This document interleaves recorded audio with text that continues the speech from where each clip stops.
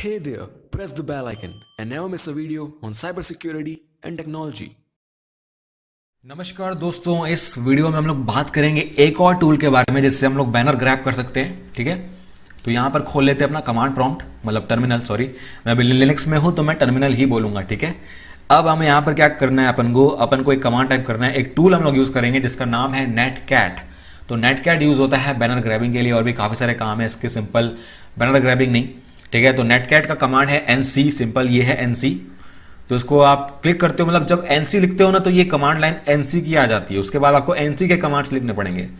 तो मैं यहाँ पर क्विट करने के लिए सिंपल कंट्रोल सी दबाऊंगा। ठीक है, अब हमको पता करना है यहाँ पे मैनुअल एनसी का। पहले मैनुअल चेक कर लेते हैं कि एक्चुअल में है क्या ये। तो यहाँ पर आप देख रहे हो TCP IP Swiss army knife, मतलब टीसीपी आईपी का सारा काम आप इसमें कर सकते हो। सिंपल यूनिक्स यूटिलिटी है which reads and writes data across network connections using TCP IP protocol.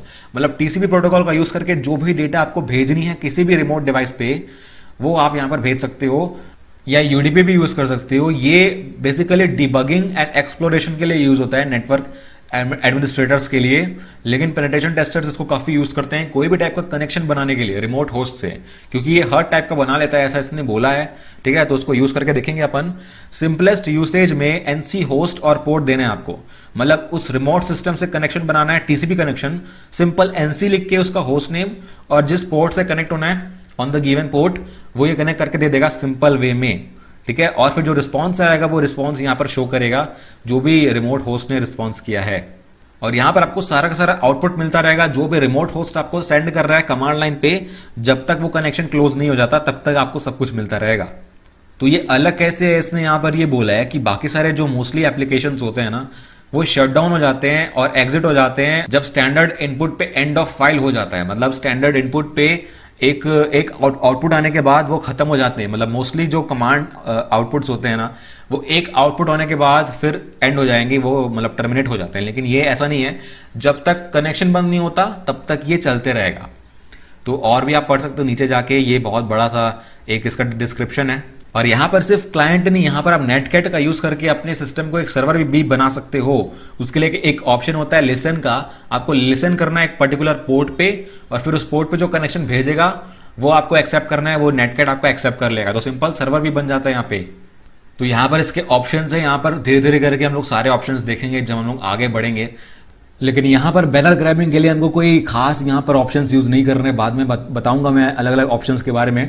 इधर हमको क्या करना है, एक ट्रिक अपनानी है यहाँ पे कि बैनर कैसे ग्रैब करें अपन। तो उसके लिए अपन को यहाँ पे नीचे आना, सबसे पहले तो इसको क्विट कर लेते हैं। तो इस नई स्क्रीन पे मैं एक कमांड टाइप करूंगा और उस कमांड को आपको भी वैसे ही टाइप करना है। तो यहाँ पर हमको अगर कनेक्ट होना है किसी सर्वर से, किसी डिवाइस से, तो यहाँ पर सिंपल कमांड है एनसी, उसके बाद होस्ट नेम।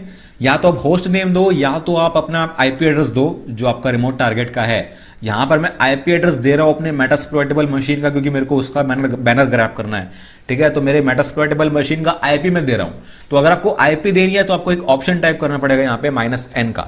इसका मतलब ये कि आप न्यूमेरिकल एड्रेसेस प्रोवाइड कर रहे हो, आप मतलब एक होस्ट नेम नहीं दे रहे हो। ठीक है, ठीक है, तो मेरा मेटास्प्लॉइटेबल मशीन का जो आईपी है वो ये है, मैं टाइप कर देता हूं। और उसके बाद पोर्ट नंबर, कौन से पोर्ट से कनेक्ट होना है। तो फिलहाल तो मैं HTTP पोर्ट से कनेक्ट होना चाहूंगा, तो पोर्ट नंबर 80 है। ठीक है, सिंपल। और यहां पर हमको वर्बोस आउटपुट चाहिए, मतलब जो हो रहा है बैकएंड पे एग्जैक्टली मेरे को वही आउटपुट चाहिए, जो जो हो रहा है वो बताना चाहिए। तो उसके लिए मैं -v लिखूंगा यहाँ पे, -v फॉर वर्बोस। और आपको ज्यादा वर्बोस होना है तो -vv लिखोगे आप 2 बार।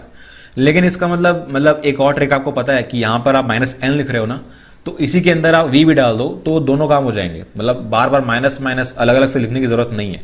तो ये हमारा कमांड है। इस कमांड को टाइप करने के बाद ये पता लगाएगा कि टीसीपी कनेक्शन बन रहा है कि नहीं। तो टीसीपी कनेक्शन बनाएगा सबसे पहले तो ये इस पोर्ट पे, तो देखते हैं कि बनता है कि नहीं। ओके, तो यहां पर ये बता रहा है 80 HTTP ओपन है, मतलब पोर्ट नंबर 80 पे कनेक्शन मैं बना सकता हूं। अब यहां पर हमारा काम खत्म नहीं हुआ है, हमको ये सिर्फ पता चला है कि हम लोग कनेक्शन बना चुके हैं। लेकिन अभी हमको कुछ डेटा भेजनी है ताकि हमको बैनर ग्रैब हो पाए, क्योंकि हमको HTTP रिक्वेस्ट भेजनी है ना, हमने अभी तक वो नहीं भेजी, हमने सिर्फ कनेक्शन बनाया अभी। तो रिक्वेस्ट भेजने के लिए एक HTTP का एरर जनरेट करना पड़ेगा अपन को, एक ऐसा रिक्वेस्ट जो वो समझ ना पाए सामने वाला, और हमको एड्रेस मिल जाए उसका, मतलब उसका बैनर मिल जाए। तो उसके लिए हम लोग क्या करेंगे, यहाँ पर एक कमांड लिखेंगे। आप वैसे ही लिखना जैसे मैं बोल रहा हूँ, कुछ चेंज कर सकते हो लेकिन कुछ ज़्यादा चेंज नहीं होना चाहिए। जैसा मैं लिख रहा हूँ ऐसे लिखना, http/1.1 या 1.0 जो भी आप लिखो आपके ऊपर है। उसके बाद आएगा यहाँ पे 200 लिखोगे और फिर सिंपल इसको एंटर करना है। तो यहाँ पर तो कुछ रिस्पॉन्स आया, आप देख रहे हो 400 बैड रिक्वेस्ट। तो इसको ये रिक्वेस्ट समझ में नहीं आई तो ये बैड रिक्वेस्ट बोल देगा और ये बोलेगा कि your browser sent a request that this server could not understand.